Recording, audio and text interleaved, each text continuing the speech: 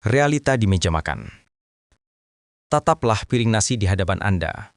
Putih, pulen, hangat. Ia tampak begitu sederhana, begitu lugu. Sebuah rutinitas yang kita lakukan 3 kali sehari, tanpa banyak bertanya.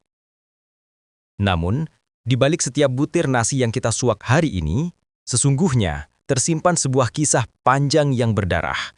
Kisah tentang perebutan kekuasaan, tentang monopoli pengetahuan, dan tentang krisis yang sedang mengintai kita semua.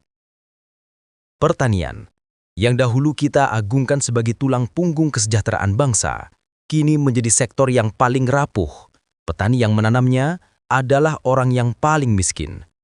Dan jika kita menelusuri jejak krisis ini, kita akan menemukan 3 tersangka utama yang tersembunyi di balik label kemajuan: pupuk kimia, pestisida, dan benih hibrida. Bagian 1. Sejarah yang terlupakan. Mari kita putar waktu ke belakang. Tahun 1960-an. Dunia sedang panik. Bayang-bayang kelaparan global menghantui banyak negara berkembang, termasuk Indonesia. Di tengah ketakutan itu, datanglah janji manis bernama modernisasi. Kita mengenalnya sebagai revolusi hijau. Narasi yang dibangun sangat meyakinkan. Jika ingin rakyat kenyang, tinggalkan cara lama. Gunakan teknologi. Maka masuklah paket teknologi itu secara masif. Varietas padi unggul baru yang rakus input, pupuk sintetis, dan irigasi teknis. Hasilnya, harus diakui, luar biasa. Bulir padi berlimpah, pemandangan sawah berubah menjadi hamparan karpet hijau yang seragam. Puncaknya, tahun 1984, Indonesia mendapat penghargaan dunia karena mencapai swasembada beras. Kita merasa menang, kita merasa gagah. Tapi, kita lupa, tidak ada makan siang yang gratis. Kemenangan tahun 80-an itu dibayar dengan utang ekologis yang baru jatuh tempo hari ini. Bagian 2. Tanah yang sakau. Biaya pertama adalah matinya tanah kita. Pupuk kimia, nitrogen, fosfat, kalium, diciptakan dengan logika pabrik, memacu tanaman tumbuh seperti kilap. Tanah dipaksa bekerja lembur tanpa henti.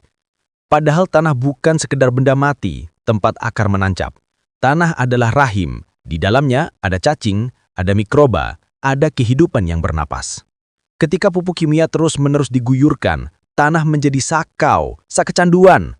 Struktur tanah yang dulu gembur, kini menjadi keras, bantat, dan asam. Mikroorganisme pembentuk humus mati keracunan. Filosofi pertanian kita bergeser total. Nenek moyang kita dulu memberi makan tanah agar tanah bisa merawat tanaman. Pertanian modern memberi makan tanaman dan membiarkan tanah mati. Tanah kehilangan identitasnya sebagai makhluk hidup dan berubah sekedar menjadi wadah atau sponsor penampung bahan kimia. Bagian ketiga, hujan racun.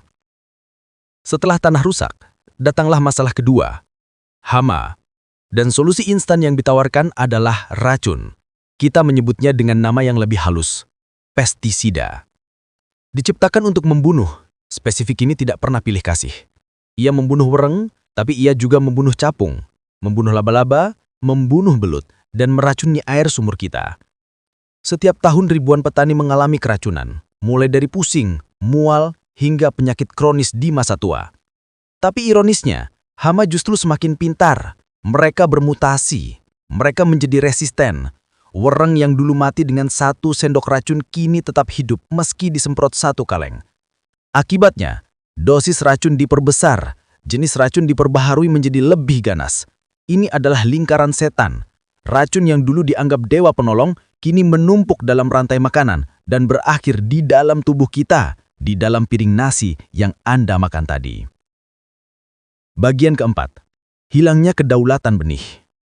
Krisis ketiga adalah yang paling sunyi, namun paling mematikan. Benih. Sebelum revolusi hijau, setiap petani adalah pemulia tanaman.